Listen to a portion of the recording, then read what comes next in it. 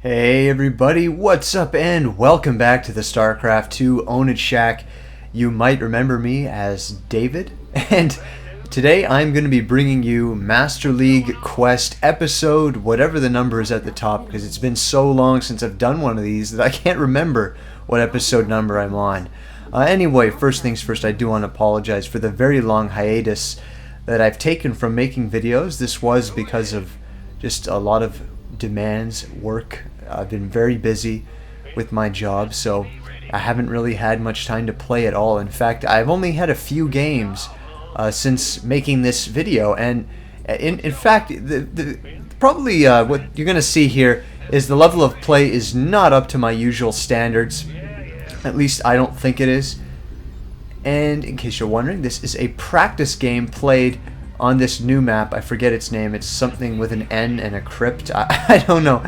But anyway, just to elaborate a bit on what I think about these new maps, I think they're all terrible. I don't really like them that much. This one I think is okay because there's an easy third, but the rest of them don't seem to have that feature. And I just hate all the destructible rocks, vision blockers. I just don't like that stuff, so I'm not really a big fan of these new maps in Season 3.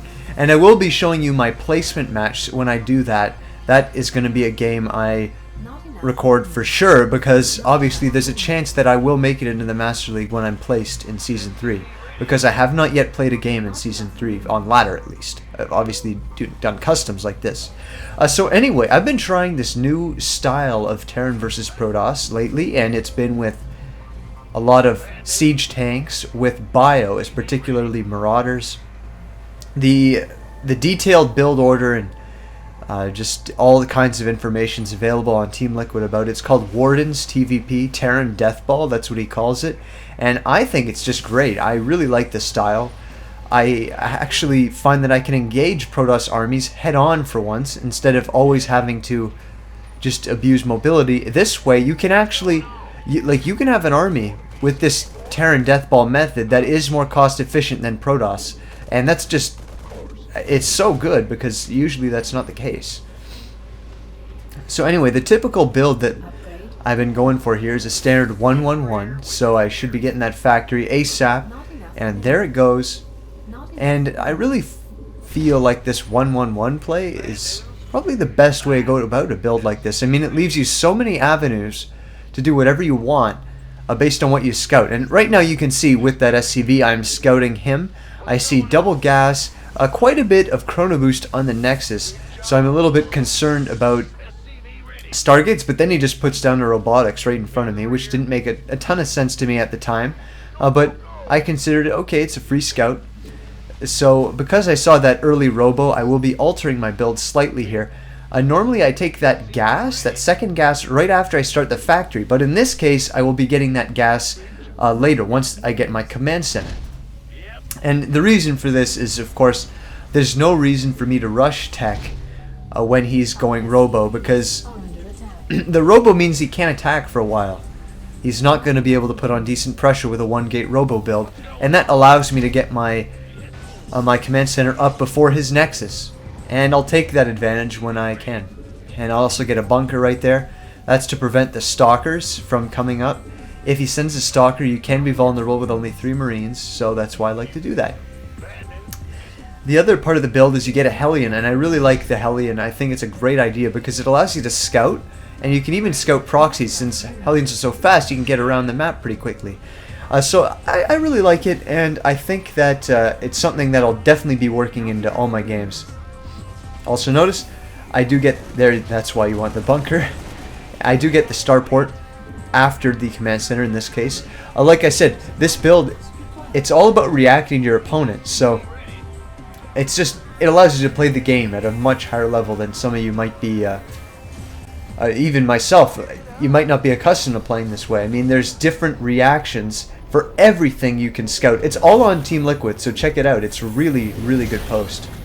And I will be going for Banshees in this case. I'm not going to be getting Cloak with that, though. There's no point at this stage in the game. I mean, you have the gas for it, and there might be something I work into the build later. But the main reason I don't opt for Cloak right now is because I do want to save that gas for a Raven after these Banshees are done. And I'm also going to be getting siege tanks and siege tech, and as we know, that does cost quite a bit of gas. I also like to send one marine out just to see what's going on. If you see a bunch of stalkers, you must be wary of blink stalkers, because if you're caught unprepared against blink stalkers, that is just bad news. Like, it's really bad. And there you go. Did I just actually research Cloak? Okay, no I didn't. I played this game yesterday, so I'm not entirely sure of what I'm doing sometimes here. So I do scout his expansion with the Hellion, and I'm obviously, that means he's not going for a 3-gate robo all-in. And that's going to allow me to go down and take my low ground. As you can see, I was very indecisive with where to put those bunkers, but I think that's a good spot. What I've been doing lately is walling off with the bunkers, and also usually with an engineering bay, because I have to say, against Protoss especially, I guess you can make the same argument for against Zerg, you really need walls in certain places to prevent their melee units from doing damage. So in this case, Zealots become totally useless with the wall there, and that just protects you from anything. I'm 100% safe from anything at the moment once you get siege tech up. Even the 6-gate all-ins, with siege tech you can hold that kind of stuff quite easily. So I'll just be sending in the Banshee, queue up a few probes there. Either the second Banshee or the Raven is on the way now, I'm not really sure. And I get a couple kills, but he does pull his probes, which means I am forced to move in once again, get a few more kills. And this kind of harassment's kind of great, because what it does is it allows you to get ahead economically of a Protoss, and since you have mules, there's really no easy way for them to come back economically, except by, of course, using Chronoboost on their Nexus. Then that's going to slow down their upgrades, maybe waste Chronoboost on their Colossi, on their Robo. So it's all around good play in my opinion. As you can see, the next part of my plan here is to add production facilities. I'll also get that Eng Bay for upgrades, but typically what Warden suggests in his guide is that you do want you want 2 factories, 3 barracks, and 1 starport off of 2 bases. And for each additional base, you add 1 more factory and 2 more barracks. So that's how he does it, and I've been enjoying that quite a bit. Also notice I'm trying to keep that observer out. I don't want him scouting this, so I have the Raven over there. And yeah, it's pretty good actually. The idea here is to hit a timing with that Raven once it's full of energy, and just totally crush the opponent's army and base. And so in the meantime though, you might as well use the Raven to its full effect. Try and kill the observers if you can. Start those upgrades. And yeah, the armory's up as well. Just rethinking this build, I feel like, I don't know, I've been feeling like once you get Infernal Pre-Igniter, it just doesn't make sense to get the armory so fast. I think that a faster Ghost Academy would be a better choice than a fast +1 mech weapons. Because obviously ghosts do a lot more damage than those weapons will. If you get an extra 5 damage per siege tank and you have about, you know, let's say, like maybe 7 tanks to push, you're going to do, you know, an extra 35 damage per slug. But with EMPs, I mean, you can deal sick damage. I mean, we all know that. So I do feel like that's the way to go. And then maybe add those mech upgrades on once the 3rd base is running. So that's what I'll try and just kind of, you know, dabble in a bit once I get more into the game. Not really feeling ready for ladder at the moment, but still doing what I can. I also like to get the reactor on that starport so that you can start Vikings if necessary. If he is going for Colossi, you do need Vikings. But as you can see, what I scan and reveal is not indicative of Colossi tech. It is in fact Templar tech. So once again, that lends itself to getting that faster Ghost Academy. It's crucial. I really think that this game would have been more in my favor at this point right now if I had a Ghost Academy with like 4 Ghosts with EMPs. I mean, that's crazy, right? So yeah, the general timing I think for the push is when he takes his 3rd, or when he gets that up and running, or whenever. I mean, it's basically when your upgrade's finished, and that should happen about 150 if you've timed it correctly. And in the meantime, I like to just harass with the Hellions, do what I can. You can work in a drop with this strategy as well, and that's something I will try and do. But as you can see, my APM is quite a bit lower than it usually is, just because of, you know, just playing Rust. So not really playing up to my full speed. That's good for you guys, of course, because it means you can see what I'm doing better. But in terms of my gameplay, yeah, I mean, this is obviously not ideal. So I just checked for the third, and that's fine. You do want to make sure that you see that. And I also get a glimpse of his charge right there as well. So because I saw his third, I probably should have taken mine faster. I did say that the timing of this push is when he's taking his third, so I'm good for that. But if I had thrown out a Nexus now, rather a command center now, I think I would have been in a good spot. So a little late with my third, but in any case, oh yeah, another big thing I want to point out about doing a strategy like this. Oh my goodness, I can't tell you how annoying it is to control this army. You have a Raven in there, you have siege tanks, and you have Marines. And when you get ghosts in, you just, oh my god, throw everything else out the window. Because if you're going to be going for this kind of build, what you're going to need 100% is 4 hotkeys for your units. And there's just no way around that. You need to drop the point defense rooms like that, stim with the Marines, and siege the tanks all at once. Also, during this battle, I pull my Raven back because it's highest priority for getting killed during battles. So as you can see, I won that quite convincingly. But unfortunately for me, because I'm dumb, I unsiege my tanks, go in. This is typical overextension right here. When the Zealots are on top of you like that, it's just bad. You just can't do things like that. I mean, I could have been in a way better spot. And there I go, sending the Raven back. But unfortunately, I am not. And the other problem is I didn't even make production facilities during this. So I'm going to have to do that now.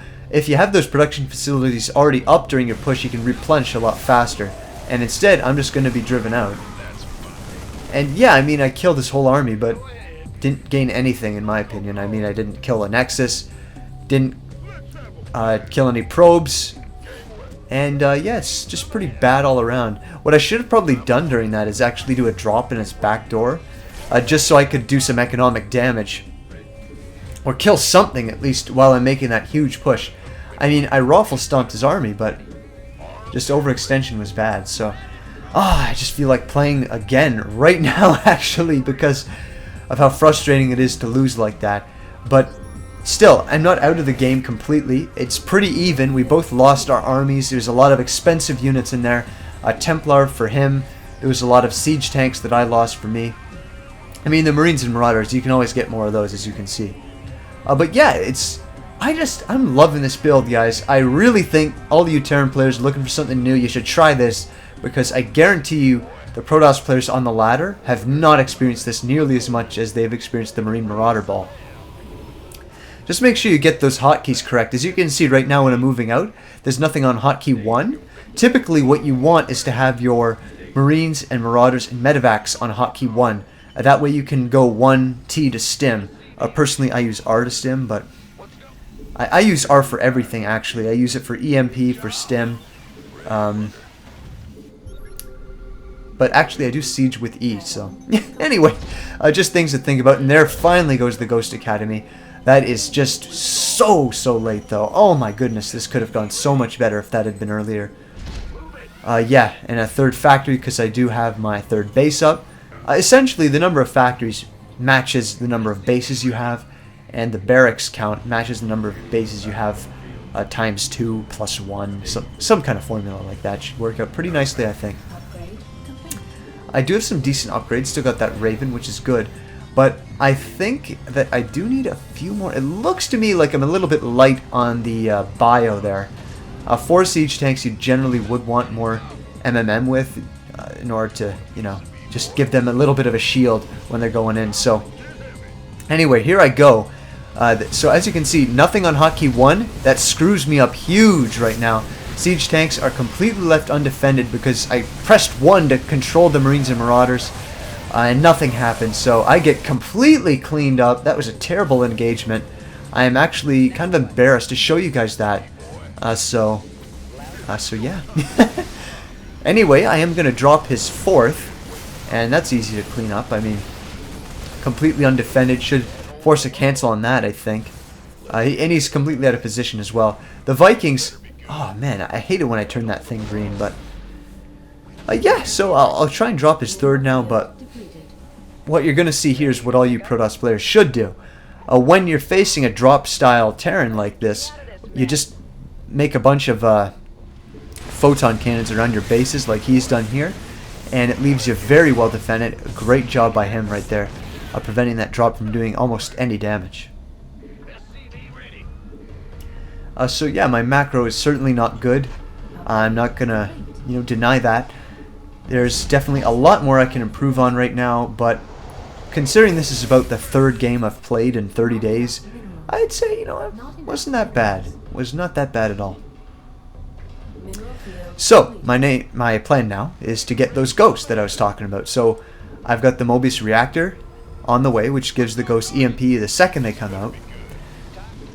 And what that's going to allow me to do is simply mass ghosts. And that's the style I've been seeing from a lot of players lately watching the pro games. They've been going for a ton of ghosts. Not just one or two. They're not using them like regular spellcasters like a Raven. They're more playing them the same way a Zerg will play Infestors, or Protoss plays Sentries. They get a lot of them. They get better in numbers. So that's what I've been doing, and I have to say it's really, really effective. I mean, those ghosts, when you EMP the whole army, not just a small little area, but when you drop 4 EMPs on their army, man, it is really hard for Protoss to deal with. And so I think it's a great idea to get those ghosts earlier, and I'm definitely going to show you guys replays of myself doing that, because this strategy, it's good, and I think it's got even more potential once those ghosts get out earlier. So I got like 5 ghosts right now. That's a ton of EMPs right there, and I will be adding on another orbital in order to just get a few extra mules, maybe float it over later. And with all these siege tanks and maxed out ghosts, and please tell me I've done my one hotkey right. Oh my goodness. Have I done it? Oh, come on, do it, David. That's really bad, guys. The first thing you do when you're about to move out is your hotkeys. You got to make sure they're good. And I will be sending that medevac around to drop while I push forward. So I can see him with the Zelnaga tower. That's no issue. I just need to make sure that I can land those critical EMPs at the right moment. And with the ghosts on hotkey 4, which is what I always do, it's no problem. So there I go. I land a few, but he had some great feedbacks there and took away quite a number of EMPs. And without the Hellions, man, some bad unit control by me. Not doing my thing. I don't even have Infernal Pre-Igniter for those. That is just... Isn't that awful, guys? But yeah. If you have the Hellions more towards the front, so they can actually attack, you're going to do much better in situations like that. And I have forced him to warp in a bunch of Zealots. That should have queued me to make a full round of Hellions and just dash in there, but I didn't. But still, I think this is a pretty good game all around. The only trouble is, when you are going for those ghosts, you need to EMP quite a bit faster than that so you don't get fed back like I did. That really hurt me that game. And of course, being able to have those Hellions deal damage to the Zealots when they're all clumped up at the start like that is a huge deal as well. So yeah. Now, when a Terran is behind, and I do feel like I am behind because I know that he already has his 4th up. I mean, he was trying to take it minutes ago when I denied it, so I should have been more on top of keeping that thing from going up. I wasn't though, so that's just how it goes. But anyway, because I'm behind, what I want to do is a lot of drops, and also the Hellion harassment. Sadly, my Hellion harassment is not as effective with all those Zealots there and the photon cannons. And so here's his 5th, like I was saying. I did feel like he probably had it already, considering the timing of his 4th. I'll be dropping that, and as you can see, he's teched up to DTs, and that means that was a waste of a scan. But yeah, there's no point. No point whatsoever trying to do drops anymore with Dark Templar. Scanning every time you drop is not a place you want to be. And that Planetary's doing a decent amount of damage. It's going to give me time to get my army over there, I'm sure. He cleaned me up good, but if I can clean his army up and punish him for making that move, I'm going to be in a good spot. And as you can see, wow, engaging down a ramp like that is certainly not something you want. And for once, my unit control is, you know, better than subpar. And yeah, I do a relatively good job of killing his army here. The Free Templar are always welcome. So yeah. Now, the problem here is that what I should have done, instead of what I'm doing right now, I should have probably rallied with those ghosts. And what am I doing? Anyway, what I was going to say is kill an expansion, but kill one on the way to his natural. So that's what I'm trying to do here. For whatever reason, the timing of these are way off. But yeah, what is going on? The ghosts are just all over the place. There we go. Okay, so now the units are together, and I can launch an assault on his front. But I should have probably scanned for his army before I did this, because what's going to happen here, well, you know, just watch and find out. You get sandwiched a bit here, and when you don't have vision of that crap in advance, look at what happens. I didn't EMP the Archons because the Ghost Hockeys were messed up. Finally, I do get the EMPs off, but it's just too late. The other thing that I should have done is scan, because there's like 15 Dark Templar just tearing into my units, and another botched attack by me puts me way behind. Like, this is just bad. I mean, he's up to 5 bases. I still don't have a proper 4th going. I mean, I'm going to just drop mass mules here, but a good Protoss is going to find those kinds of bases very fast. They're not easily fooled by that. And because I've lost all my siege tanks, you know, it's just rough times. It's going to be pretty hard to get back into this. So I do swap that just so I can get another Raven out, because as you can see, my gas count is quite insane. But yeah, oh man, there goes the observer. I'm absolutely certain I saw that in game, and yeah, at this point I'm pretty much swallowing my loss, wondering what I can do better next time, making a Raven. And as you can see, I should probably be better about getting more production facilities to spend that gas. Yeah, that's more like it. An extra factory or two would do well just to get more siege tanks. With an army like this, and there goes my base. With an army that has the biomech style, it's really the siege tanks that cut into your gas the most. And without enough factories, your gas is going to accumulate like this. So it's definitely a good idea to invest in more factories when you're going for something like this and you do have a 3rd base. I did have 3 factories, but 2 had tech labs instead of 3. So I'm thinking right now maybe 4 factories, 3 with tech lab, 1 with reactor would be a great thing to have off of 3 or 4 bases, just so you can pump 3 tanks at a time. It's so much faster than 2. I can tell you as a mech player, when I can pump 3 at a time instead of 2, it literally feels like you're making twice as many siege tanks, and you really don't care as much about losing them in battle, so it's just better all around. I'm going to try another drop, but he's already revealed his hand of Dark Templar, as you can see right there, so yeah, it's probably not going to be too effective. And on the Xel'Naga Tower, it's going to catch my drop. I can see that right there, and I'm going to try and get away. Not sure if I do. It doesn't look like I do. The Archon should probably get it. Yeah, there it goes. But I'm going to make my last stand at my attempted 4th base. It's morphing into a planetary right now. Try to get my army over there as fast as possible.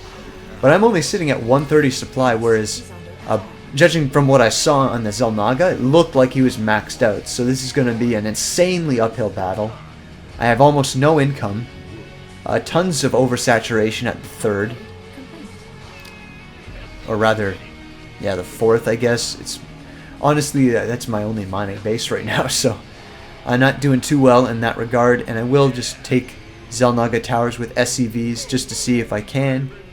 Overall, I'd say it was a decent game, but here comes the final attack, and I do land 1 EMP, 2 EMPs, kill a couple Archons.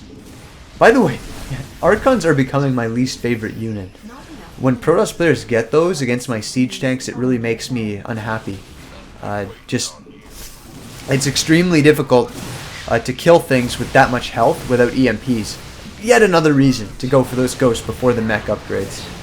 So I just lure him back to the planetary. He knows that he can't really engage here. He's going to try it anyway, though. I mean, you might as well when you're this far ahead.